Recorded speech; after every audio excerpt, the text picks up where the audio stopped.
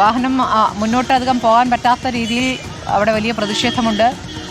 സായികുമാർ, ഇപ്പോൾ ഇന്ത്യ മുന്നണിയിൽ നിന്നും DMK ഇറങ്ങി, എന്നാൽ NDAയുടെ ഭാഗമായിട്ടുമില്ല. അപ്പോൾ ഇങ്ങനെയൊരു ഘട്ടത്തിലെത്തി നിൽക്കുമ്പോൾ വിവിധ രാഷ്ട്രീയ പാർട്ടികൾ DMKയുടെ ഈ സമീപനത്തിൽ അല്ലെങ്കിൽ ഉദയനിധി സ്റ്റാലിൻ്റെ പ്രസ്താവനയിൽ ഒരു തരത്തിലുള്ള പിന്തുണയും ഒരു രാഷ്ട്രീയ പാർട്ടിയുടെ ഭാഗത്തുനിന്നും വന്നിട്ടില്ല അല്ലേ? തീർച്ചയായും സ്മൃതി, ഇതിൽ മറ്റ് രാഷ്ട്രീയ പാർട്ടി നേതാക്കളുടെ പ്രതികരണങ്ങൾ കൂടി ഇനി പ്രധാനമാണ്. നിലവിൽ BJP അടക്കമുള്ള നേതാക്കൾ ഇതൊരു അശ്ലീല പരാമർശമാണ്, ഇതിൽ കർശനമായിട്ടുള്ള നടപടി വേണം എന്ന ആവശ്യം ഇതിനോടകം മുന്നോട്ട് വെച്ചിട്ടുണ്ട്. കോൺഗ്രസിന്റെ പ്രതികരണം കൂടി വിഷയത്തിൽ ശ്രദ്ധേയമാണ്. ഇത് ഞെട്ടിക്കുന്ന പരാമർശമായി എന്നാണ് കോൺഗ്രസ് നേതാക്കളുടെ ഭാഗത്ത് നിന്ന് വന്ന പ്രതികരണം. അതായത് ഒരു കാരണവശാലും പിന്തുണ നൽകേണ്ടതല്ലാത്ത ഒരു പ്രതികരണമാണ് ഉദയനിധി സ്റ്റാലിന്റെ ഭാഗത്ത് നിന്ന് ഉണ്ടായത് എന്നത് തന്നെയാണ് ഇപ്പോൾ മറ്റ് രാഷ്ട്രീയ പാർട്ടികളും ഈ വിഷയത്തിൽ പ്രതികരിക്കുന്നത്. പക്ഷേ ഉദയനിധി സ്റ്റാലിൻ അദ്ദേഹത്തിൻ്റെ വാക്കുകളിൽ അത് ഏതെങ്കിലും തരത്തിൽ പിൻവലിക്കാൻ അദ്ദേഹം തയ്യാറാകുന്നില്ല. അദ്ദേഹം പറയുന്നത് താൻ അങ്ങനെ ഒരാളെയും അധിക്ഷേപിക്കാൻ ഉദ്ദേശിച്ചിട്ടില്ല, അപമാനിക്കാൻ ഉദ്ദേശിച്ചിട്ടില്ല. താൻ ഉദ്ദേശിച്ചത് കാവേരി നദിയെയാണ്, കാവേരിയുമായി ബന്ധപ്പെട്ട പ്രശ്നങ്ങളെയാണ് താൻ അഡ്രസ്സ് ചെയ്തത്. അവിടെ മറ്റേതെങ്കിലും ആളുകളെക്കുറിച്ച് താൻ വിമർശിച്ചത് തമിഴ്നാട് മുഖ്യമന്ത്രിയാണ്. കാവേരി നദീജല വിഷയത്തെക്കുറിച്ചാണ് താൻ സംസാരിച്ചത്. അത് തമിഴ്നാട്ടിലുള്ള ആളുകളുടെ വികാരമാണ്.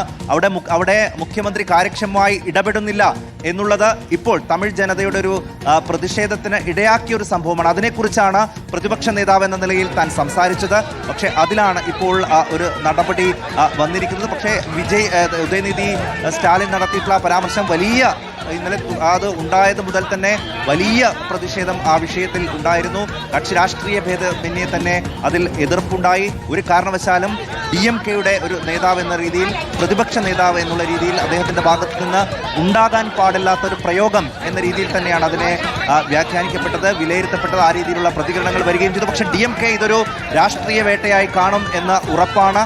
ഇപ്പോൾ തന്നെ അദ്ദേഹത്തിൻ്റെ വാഹനം തടഞ്ഞുകൊണ്ടുള്ള ഒരു പ്രതിഷേധം ഇപ്പോൾ അവിടെ നമ്മൾ കാണുകയും ചെയ്യുന്നുണ്ട്. ഈ അറസ്റ്റ് ഒരു തമാശയാണ് എന്നാണ് ഉദയനിധി സ്റ്റാലിൻ ഇപ്പോഴും ഈ അറസ്റ്റ് ചെയ്ത് കൊണ്ടുപോകുമ്പോഴും പറയുന്നത്. എന്തായാലും ഈ ഒരു പോലീസ് നടപടി ഏത് രീതിയിലാണ്, ഇപ്പോൾ കോടതിയുടെ നിർദ്ദേശം മറികടന്നുകൊണ്ടാണ് ഇപ്പോൾ ഇങ്ങനെയൊരു നടപടി ഉണ്ടായിരിക്കുന്നത്. അതിനി കോടതി ഏത് രീതിയിലാണ് കാണാൻ പോകുന്നത് എന്നതടക്കം നമ്മൾ കാണേണ്ടതുണ്ട്. അതുകൊണ്ട് ഇനിയുള്ള മണിക്കൂറുകൾ തമിഴ് രാഷ്ട്രീയത്തെ സംബന്ധിച്ച് അത്യന്തം നിർണായകമാണ്. തമിഴ്നാടിന്റെ പ്രതിപക്ഷ നേതാവിന്റെ അറസ്റ്റ്, ആ അറസ്റ്റിൽ TVK അവിടെ ആഹ്ലാദ പ്രകടനവും നടത്തുന്നുണ്ട്. തൃഷ ഒരു നടി എന്നതിനപ്പുറം ഒരു സ്ത്രീക്കെതിരെ നടത്തിയിരിക്കുന്ന പരാമർശം എന്ന രൂപത്തിൽ കൂടിയാണല്ലോ അത് അവിടെ ചർച്ച ചെയ്യപ്പെടുന്നത്. തമിഴ്നാട് രാഷ്ട്രീയത്തിൽ ഈ വിഷയം എങ്ങനെയാണ് പ്രതിഫലിക്കാൻ പോകുന്നത്?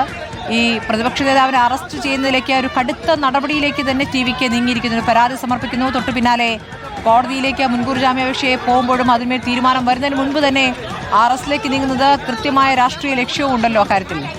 തീർച്ചയായും അതുകൂടി നമ്മൾ പറയേണ്ടതുണ്ട് സ്മൃതി. അതായത് കോടതിയുടെ തീരുമാനത്തിന് പോലും കാത്തു നിൽക്കാതെ പരാതി കിട്ടിയ ഉടൻ തന്നെ തഞ്ചാവൂർ പോലീസ് ഉദയനിധി സ്റ്റാലിൻ്റെ വസതിയിലെത്തി അദ്ദേഹത്തെ കസ്റ്റഡിയിലെടുക്കുന്ന നടപടിയാണ് ഉണ്ടായത്. കോടതിയുടെ ഭാഗത്ത് നിന്ന് ഇതിൽ കർശനമായിട്ടുള്ളൊരു നടപടി പാടില്ല എന്നുള്ള നിർദ്ദേശം വരുമ്പോഴേക്കും ഉദയനിധി സ്റ്റാലിനെ കസ്റ്റഡിയിലെടുത്ത് തഞ്ചാവൂരിലേക്ക് കൊണ്ടുപോയിരുന്നു പോലീസ് എന്നുള്ളതാണ് ഏറ്റവും ശ്രദ്ധേയമായ കാര്യം. സ്വാഭാവികമായും ഇത് കോടതിയിൽ ചോദ്യം ചെയ്യപ്പെടുക തന്നെ ചെയ്യും. അപ്പോൾ എന്ത് നിലപാട് കോടതി സ്വീകരിക്കുന്നു എന്നുള്ളത് അത്യന്തം നിർണായകമാണ്. തമിഴ്നാട് രാഷ്ട്രീയം ഒന്നുകൂടി ചൂടുപിടിക്കുന്നു. വിജയ് മുഖ്യമന്ത്രിയായി വരികയും സിനിമാ ഫീൽഡിൽ വിജയ്ക്കൊപ്പം തന്നെ പ്രവർത്തിച്ചിരുന്ന സഹപ്രവർത്തകൻ കൂടിയായിരുന്ന ഉദയനിധി സ്റ്റാലിൻ പ്രതിപക്ഷ നേതാവായി വരുമ്പോഴും എല്ലാവരും വിലയിരുത്തിയതാണ് തമിഴ്നാട് രാഷ്ട്രീയം പുതിയ ചില കാഴ്ചകളിലേക്ക്, പുതിയ ചില സംഭവങ്ങളിലേക്ക് ഇതാ കടക്കാൻ പോകുന്നു എന്നുള്ളത്. അതിതാ സംഭവിച്ചിരിക്കുന്നു. അദ്ദേഹം അധികാരത്തിലേറി മാസങ്ങൾ കഴിയുമ്പോൾ തന്നെ ഒരു പ്രസംഗത്തിന്റെ പേരിൽ ഇപ്പോൾ പ്രതിപക്ഷ നേതാവിനെ തന്നെ TVKയുടെ പോലീസ് വീട്ടിലെത്തി കസ്റ്റഡിയിലെടുത്തിരിക്കുന്നു എന്നുള്ളതാണ് ഏറ്റവും ശ്രദ്ധേയമായ കാര്യം. അത്യന്തം നാടകീയമായിട്ടുള്ള സംഭവങ്ങളാണ് തമിഴ്നാട്ടിൽ സംഭവിക്കുന്നത്. തമിഴ്നാട് രാഷ്ട്രീയത്തിൽ ഇത് പുതുമയുള്ള കാര്യമല്ല. ഇങ്ങനെയുള്ള നിരവധി കാഴ്ചകൾ, നിരവധി നാടകീയ സംഭവങ്ങൾ തമിഴ്നാട് രാഷ്ട്രീയത്തിൽ ഇതിനോടകം നമ്മൾ കണ്ടിട്ടുണ്ട്.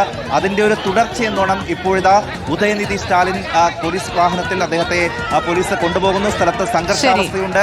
അവിടെ പ്രവർത്തകർ നിലത്ത് കിടന്ന് പ്രതിഷേധിക്കുന്ന കാഴ്ച കൂടി കാണാം. തഞ്ചാവൂരിലേക്ക് കൊണ്ടുപോയി അവിടെ നിന്നും ചോദ്യം ചെയ്യാനാണ് പോലീസിന്റെ നീക്കം.